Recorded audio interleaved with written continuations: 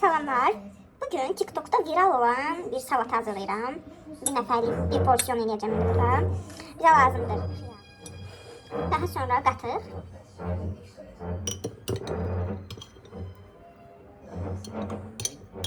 Qatıq nə qədər çox olsa o qədər dadlı olacaq. Sonra süt. Biraz tuz istiyor.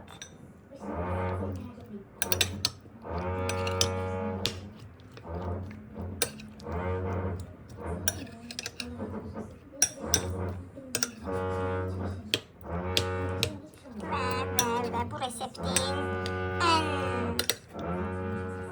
dadlı parçası. Göstereceğim size. Evet.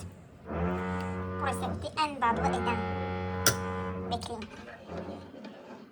Bəli, en dadlı parçası kartoftadır.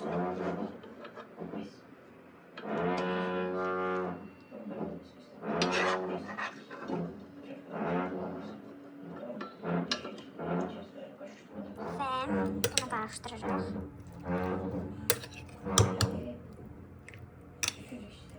Əlavə nəsə etmək istəsəz, özünüzdən ürəyinizdən istəyir vura bilərsiniz. Mən biraz nar istəyirəm bunlar.